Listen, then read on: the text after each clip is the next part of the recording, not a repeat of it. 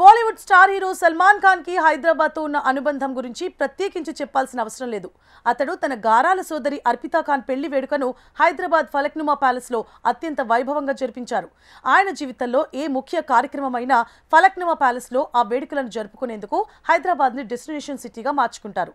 సల్మాన్ ఖాన్ హైదరాబాద్ తో తన అనుబంధం కొనసాగించడం ఇప్పటి వరకు ఒకెత్తు అనుకుంటే ఇప్పుడు మరొకెత్తు.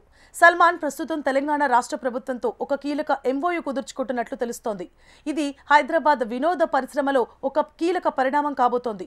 సల్మాన్ భాయ్ ఒక భారీ ఫిల్మ్ స్టూడియోని నిర్మించేందుకు తెలంగాణ ముఖ్యమంత్రిని కలిసి చర్చించారని తెలుస్తోంది. దీనికోసం రాష్ట్ర ప్రభుత్వం 50 నుంచి 60 ఎకరాలు కేటాయించేందుకు సిద్ధమవుతోందట.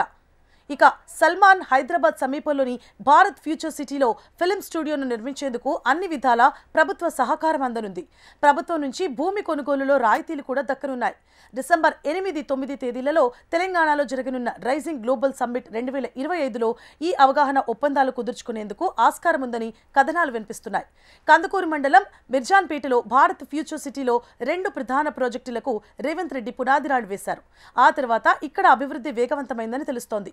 ఇలాంటి చోట సల్మాన్ ఖాన్ ఫిల్మ్ స్టూడియోని నిర్మిస్తే ఆ ప్రాంతానికి కొత్త కళ వస్తుందని భావిస్తున్నారు. సీఎం రేవంత్ రెడ్డి చొరవతో స్టూడియో పనులు వేగంగా పూర్తయ్యేందుకు కూడా ఆస్కారం ఉందని తెలుస్తోంది. హైదరాబాద్ నగరానికి తలమానికమైన రామోజీ ఫిల్మ్ సిటీ ఒకెత్తు అనుకుంటే ఇప్పటికే Ramanaidu film studio, Annapurna studios, Sarathi studios వంటి స్టూడియోలు సినిమాల షూటింగ్లకి పోస్ట్ ప్రొడక్షన్ పనుల కోసం అందుబాటులో ఉన్నాయి.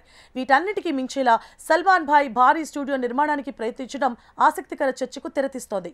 ఒకే చోట ఇన్ని వసతులతో, సాంకేతిక ఏర్పాట్లతో నిర్మాతలకు పని పూర్తయ్యేందుకు ఆస్కారం ఉంటుంది.